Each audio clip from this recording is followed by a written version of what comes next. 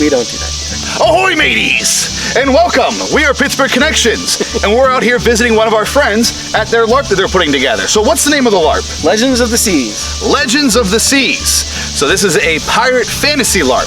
It takes place during the golden age of piracy, so what time would that be? What, 1600s, 1700s, that era? 1650s to late 1700s. So, who are you dressed as today, friend? I am a buccaneer. What is your character's name? Hiram Hall. Hiram Hall, the Buccaneer. And I am Brashear, your Corsair friend. So, some of the things you're going to hopefully see today. We've got some interviews with some of our pals. We've got some combat for you. And we even have a cannon set up for you. Yeah, I'm excited to see the cannon. So, let's hop right to it. Cast away. Hi there, folks. I'm out here with our weapon master, Rob. He's going to tell us a little bit about these pistols that he's brought with us. Rob? Thanks. What we brought out today for the Alpha game is to give everybody a feel for the genres. We brought out some real black powder flintlock pistols. The one I'm holding in my hand is called a dog lock. The reason it's called a dog lock, it has this lock back here, resembles a dog. This is your half cock or safety on this weapon. With any muzzle loader, powder and shot go down the barrel, prime goes in the pan, and when you fire the weapon, it should make sparks. That one actually has a flint. So again, that's an English dog lock. This is a dragoon pistol. It works the exact same way, except this is a round lock. It has a half cock. I don't know if you'll be able to see in this daylight, but when the flint strikes the frizzen, it will make the gun fire. The fire will go in the pan, and that will go in the touch hole, and the powder in the barrel explodes, and physics says the ball can only go that way.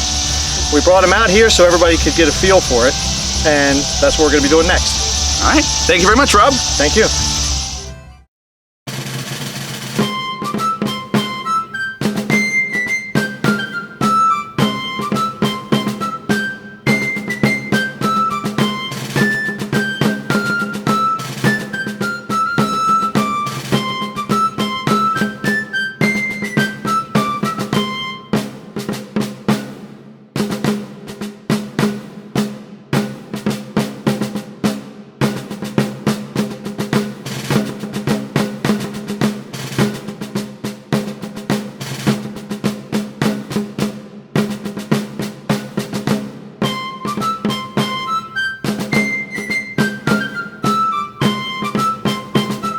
Get fired.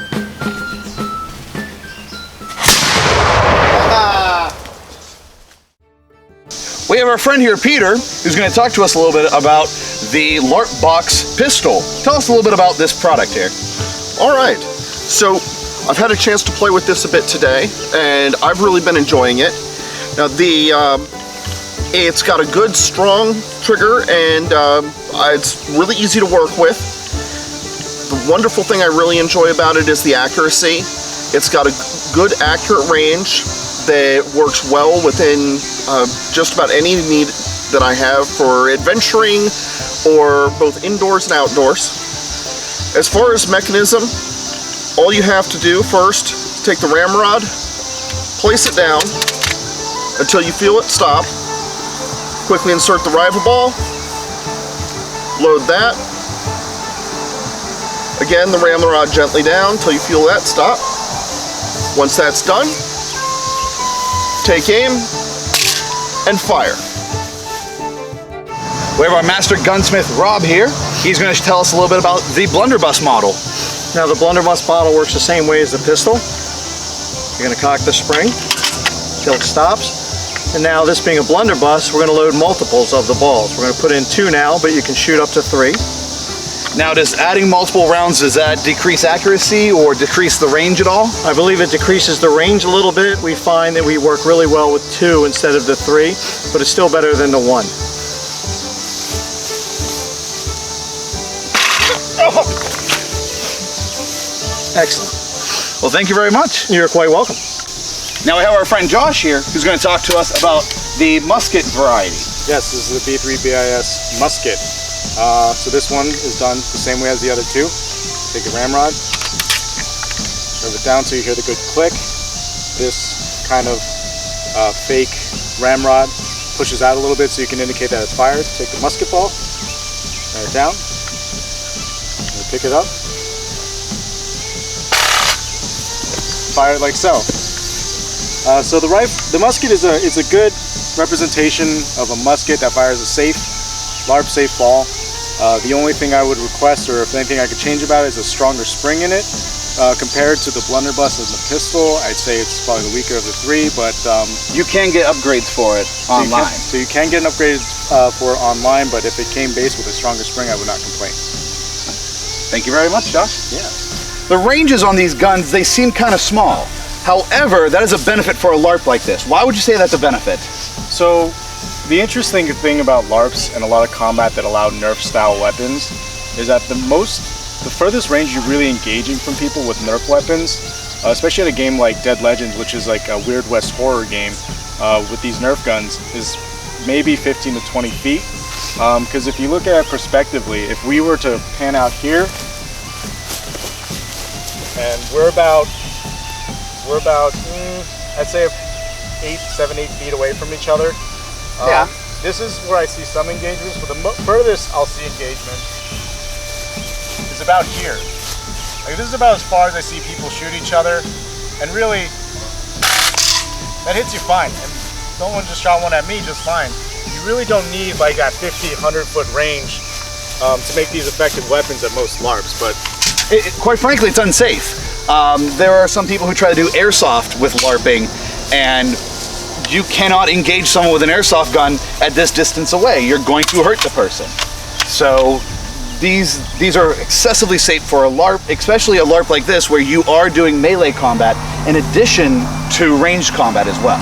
yes, that is very true.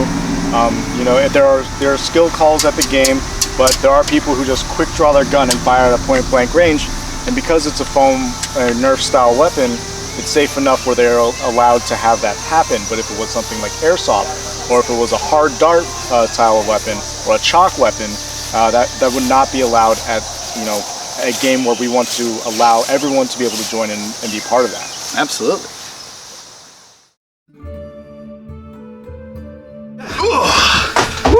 What a weekend! What a weekend! Wow. Oh, that was something. That was hot. It was a very hot weekend out. So, what are your impressions of Legends of the Seas? I really liked it. I really liked the idea of you don't have to call damage every time you do a swing or something like that.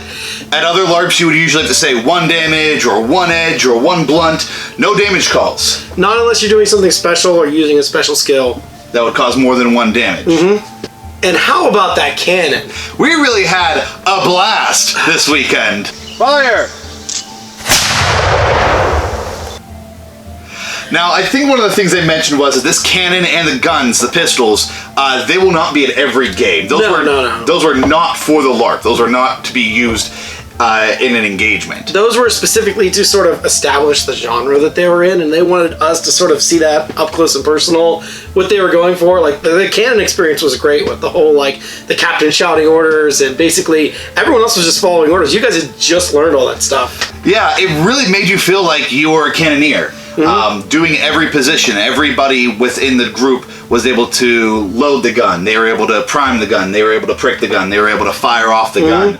It really gave you appreciation for these crews. As you can probably see in the footage that we have, it took us quite a long time to fire these. Yeah. Apparently they got them down to about a minute. That's still pretty good. That's a continuous sustained fire for 1 full minute. Whew. Yeah, I wish we had gotten a little more experience with the flintlocks, but other than that, it really established what they're going for, the feel of what they're going for that game. Final opinions. I really like what they're going for here. I really like the whole idea of just pirate stuff in general. You know, the colonial look and everything, the hats, just everything is really cool.